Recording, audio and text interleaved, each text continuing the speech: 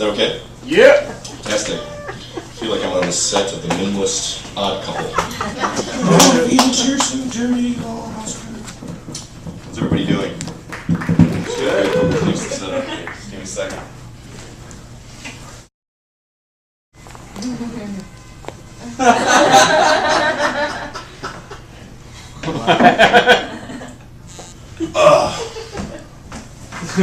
Got some parkas for you to use.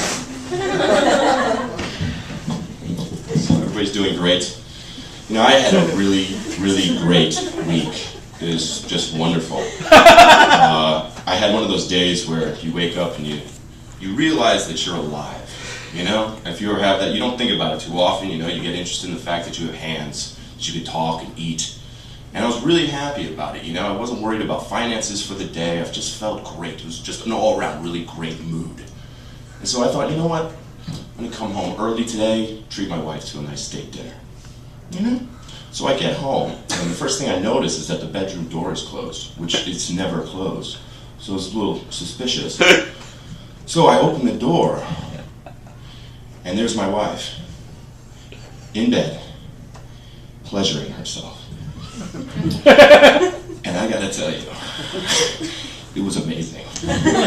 I've been with this woman for over 12 years, and I can't believe I've never seen it. I mean, she was really going for it, you know? I was actually proud of her, you know?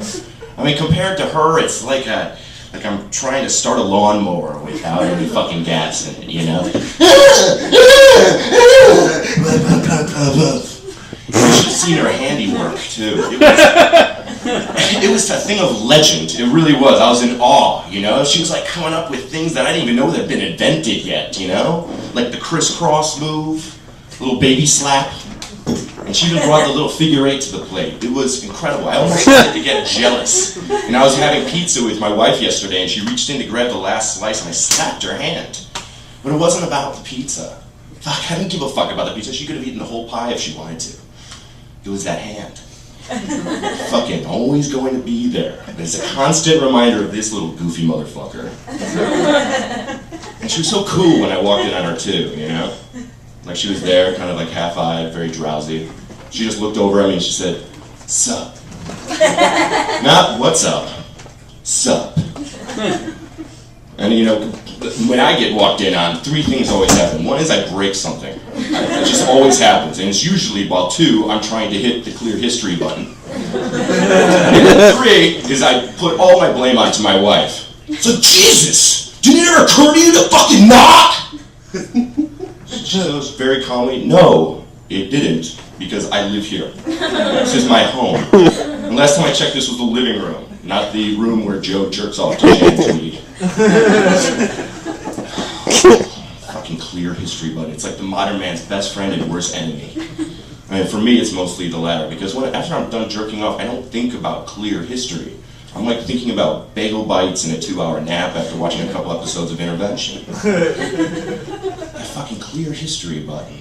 It's like, I always fuck it up. And my friend, Alex Klein, he always says this to me. He goes, "Joe, you know, the reason you don't touch the clear history button is because unconsciously you want to get caught." It's like, what? No, I don't. No, the fact is that I'm lazy and that I'm stupid. That's the only reason. My poor wife, she comes home after a day of work, opens the laptop, and sees just disgusting, horrible, horrible things. It's really gross. And you know, and the thing about my wife is she's a very patient human being, much more patient than I am. So she doesn't, you know, right when I come home, she doesn't confront me about it. Oh no, she waits. Like a tiger with its fucking teeth. Just waits for when I'm most vulnerable, and then she fucking pounces. Like we're in the video store the other day, and she wanted to rent some Patrick Swayze movie. And Alice said some douchey comment like, "The only Patrick Swayze movie I watch has Roadhouse in the title." You can just see in her face, like, this is the moment. She's like, "Oh, okay, we don't have to see that. We could always just watch big black cocks fuck little tight white cunts."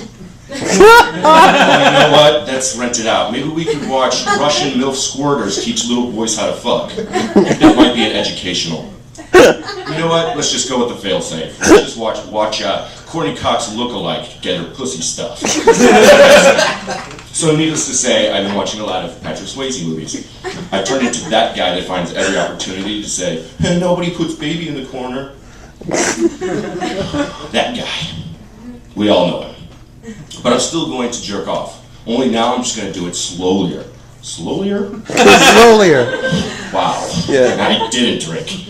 That is so pathetic. You know, because everything right now, though, is everything's so fast-paced with technology and everything, and especially when it comes to jerking off to internet porn. You know? I mean, it goes by so quickly. Like, I'll give you an example. Can somebody time me? Yeah, gotcha. Thank you. So, just to give you an example, you're there in front of the computer, you know, you see somebody that tickles your fancy, you want to see what they look like naked, you want to see what they look like when they're giving a blowjob, you want to see them fuck, then you want to see if they'll do anal, they do anal, but it gets a little weird, so you go back to the blowjob, she comes, he comes, I come, then I clean up the computer with the rest of my sock. Time. 22 seconds. 22 seconds. It's fucking pathetic. I mean, gentlemen, we could do a lot better than that. There was a time and there was a word for people who blew their load after 22 seconds. And that word is a loser.